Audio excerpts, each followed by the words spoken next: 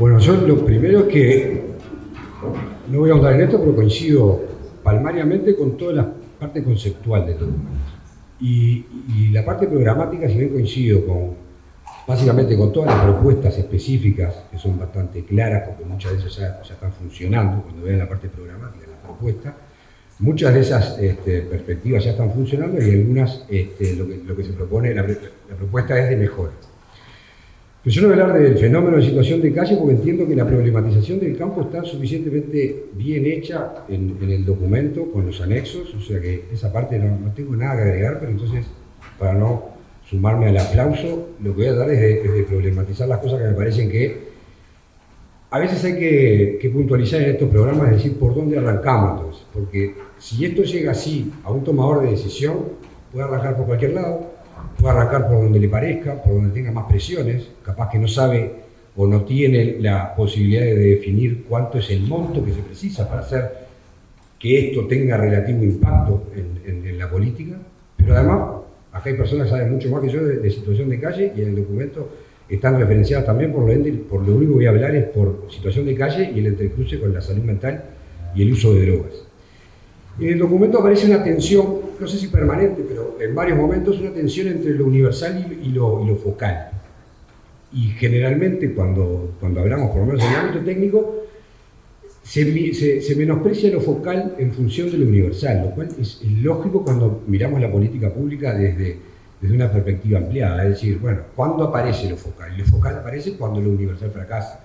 Y si vemos los números de incremento en personas en situación de calle y la cantidad de respuestas que se van generando, que también van en aumento, porque si hacemos el análisis aumentan las dos perspectivas, lo que vemos es un fracaso sistemático de políticas universales en las cuatro dimensiones que se plantean: vivienda, trabajo, educación y salud.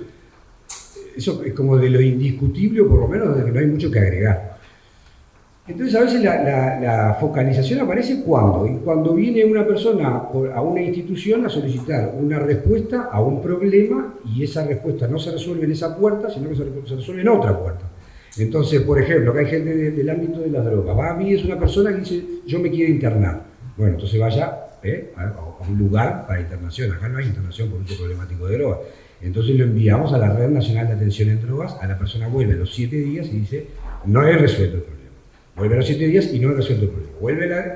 No solo no resuelve el problema, sino que el problema viene agudizándose. Entonces ahí, las instituciones, ¿cómo responden? Responden automáticamente intentando resolver el problema.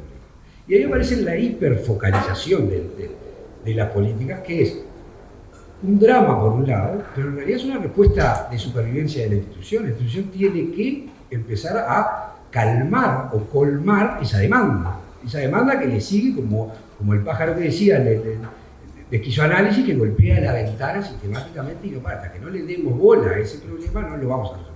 Entonces, como bien dice el documento, la coordinación fracasa también sistemáticamente, no siempre, pero fracasa. Entonces ahí viene la hiperfocalización. Yo lo que quiero definir es definir, lo que quiero tratar de demostrar es que la hiperfocalización es nefasto en algunos casos porque obliga a las instituciones a salirse de sus competencias y empezar a dar respuestas alternativas, porque hace no la respuesta. Entonces el MIDE termina dando una respuesta que no tiene nada que ver, que no le correspondería dentro de su competencia. O la Junta Nacional de Drogas empieza a dar respuestas habitacionales, o la Intendencia tiene que dar una respuesta, como por ejemplo, hay ahí una de las propuestas, es la respuesta de espacios diurnos, donde las personas puedan ir a lavar la ropa, cocinarse, achicar un rato, ir al baño, no sé qué. Eso es un parche de un problema de otra política que está fracasando sistemáticamente. ¿Por qué la persona precisa un lugar específico para ir a lavar su ropa? Porque está fracasando el sistema de refugio. Entonces, yo lo que quiero ir es a los puntos de urgencia que me parece que se vienen abordando de una manera tibia, no sé si es la palabra, pero bueno, se vienen abordando de una manera absolutamente insuficiente. En el documento dice, el sistema de refugios hay que mejorarlo. Entonces pone que hay superpoblación y hay una cantidad, y hay un ratio de técnicos y de población bajísimo, es decir, la cantidad de técnicos por refugio. Está bien, es así, obviamente que tiene 10.000 problemas más el refugio. El refugio tiene el problema, para mí, en función del uso problemático de drogas y de las problemáticas de salud mental, es que a las 9 de la mañana la persona tiene que salir y tiene que volver a las 18 horas. Ese no es un piso que que ofrezca una condición suficiente para que ninguna persona que esté en tratamiento por el uso de droga o en tratamiento de salud mental pueda ir remitiendo sintomáticamente o simplemente el sufrimiento que presenta la persona. Entonces no es que el sistema de refugio hay que mejorar, el sistema de refugio tiene que desaparecer. Y yo después voy a hablar un poquito de números y de números en plata, porque parecería que fuera, cuando yo digo el sistema de refugio, lo he dicho en otras oportunidades, el sistema de refugio tiene que desaparecer como sistema. Y tenemos que pasar todo, por lo menos. No estoy diciendo que con esto resolvamos el problema, estoy hablando de la hiperfocalización, pero de las cosas que se pueden hacer desde ahí, por lo menos para que no se sigan agudizando estas problemáticas. Porque si bien, si nos quedamos a esperar que las políticas universales dejen de excluir sistemáticamente personas del sistema de vivienda, trabajo, educación y salud, podemos esperar bastante, porque no es que no lo vengan haciendo. Los ministerios lo vienen intentando hacer y vienen fracasando sistemáticamente, por lo menos con una población o con un número poblacional que lo estamos viendo en este fenómeno. Entonces, y después la otra crítica que hay, bueno, eso es en cuanto a los refugios. Si nosotros pensamos que todas las personas que están en refugio pasan a dispositivos de 24 horas, no como respuesta ni como solución, no quiero que se entienda que estoy diciendo, esta es la solución, no es ninguna solución, es el piso mínimo que tenemos que poner como propuesta para que podamos pensar en un impacto significativo en la situación de calle y sobre todo para el cierre de los monovalentes, porque cuando hablan de los números hablan de que algunos están desactualizados, hoy seguro tenemos 1.300 personas en intemperie completa, tenemos 4.600 personas en sistemas de la Dirección Nacional de Protección Social, de las cuales cerca de 2.000 están en esta propuesta de refugio, donde a las 9 de la mañana se tienen que ir con todos sus problemas a deambular por donde sea o achicar a donde lleguen hasta las 18 horas que pueden llegar a volver a ingresar o no al mismo refugio en el que estaban. Pero tenemos además 400 personas que están en cerebros, en las colonias, son personas sin hogar, no son personas que no la ponen nunca cuando hablamos de personas en situación de calle, pero son personas sin hogar, que están institucionalizadas y aparentemente de por vida. 200 personas que ingresaron de las colonias están en Ituzaingó, en dispositivos que habría que ver las condiciones en las que están. 173 personas que están en los dispositivos alternativos que propone el sistema de desinstitucionalización de ASA. En Amparo y INAU no tengo el número exacto. Dentro del Martínez Vizca, otras soluciones habitacionales muy focalizadas con personas que presentan problemas de salud mental, que no tengo el número. 11.000 personas que pasaron por la Dirección Nacional de Protección Social durante el año. 270 personas que ingresaron el año pasado del Hospital Vilar de Bo al sistema de la Dirección Nacional de Protección Social. Entonces, la eliminación del refugio como sistema es el piso mínimo, es el piso mínimo que tendríamos que proponernos. Y eliminarlo lleva 4 millones de dólares, no es ninguna locura. O sea, en el gobierno pasado pusieron 20 millones para la salud mental. Habría que ir a ver dónde están esos 20 millones bien que no fueron destinados por lo menos a respuestas habitacionales alternativas al sistema SINAR, que seguimos teniendo una altísima prevalencia dentro de la población de calle en función de otros países. En Uruguay no tenemos un estudio de prevalencia, es cierto, pero tenemos los censos, tenemos una cantidad de otros niveles de información que nos dicen que tenemos una altísima prevalencia del uso problemático de drogas y de salud mental, a diferencia de otros países que están hablando del 30 y 40%, depende del país, en Europa o Estados Unidos.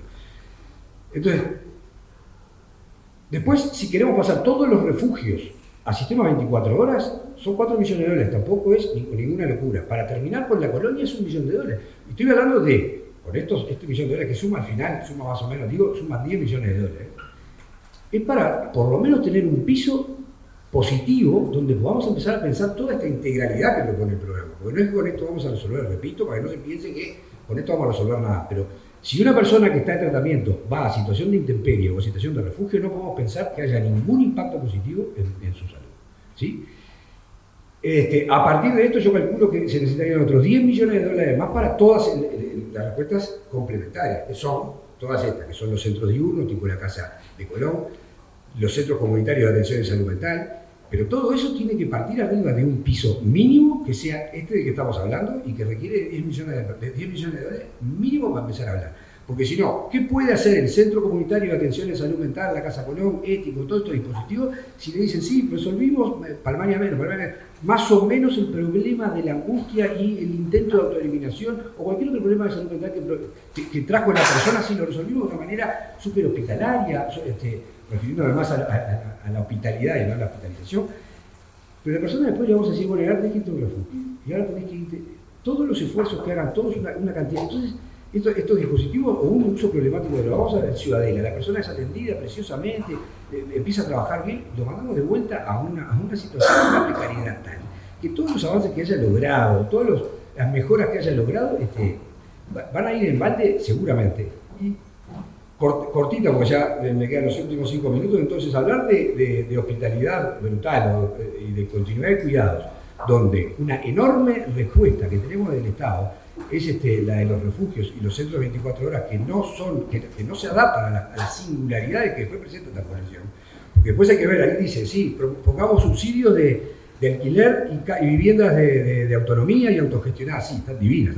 Hemos hecho algunas en algunas oportunidades y funcionan divinas, pero después hay que ir a ver la singularidad de todas estas personas que reclaman o que demandan determinadas respuestas habitacionales, si se adaptan a los dispositivos, si se adaptan a un subsidio de alquiler, si pueden llevarlo y son sostenibles. Entonces, cortito y al pie, me parece que todos estos centros que hablan, la Casa Colón, la Casa de Aleros, la Casa de los Sueños, son todos dispositivos divinos, ahora en su costo-efectividad bajísimos si esas personas no tienen después una respuesta habitacional medianamente digna como dispositivo donde se puede quedar la persona 24 horas y no tenga que salir con toda su vida a cuestas a deambular por la calle. Entonces, yo lo que quiero decir es que esto está divino, lo apoyo en el 100%, hay un nivel de urgencia que no lleva demasiada plata, una inversión mínima, que además va a redundar en la costo-efectividad de todos los demás dispositivos de atención en uso problemático de drogas y en salud mental, que van a ahorrar esos 10 millones de dólares en un rato.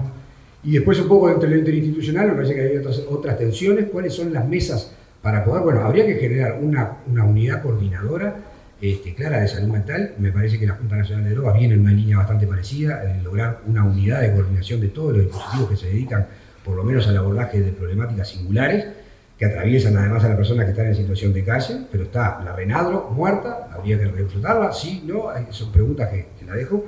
La comisión intersectorial y la intercalle, está todo bien, hay que reflotarla, pero además dotarla de una potencia política mínima para que puedan llevar determinadas demandas institucionales de los equipos técnicos y de las personas a los niveles de urgencia que vengo planteando, bueno, primeramente.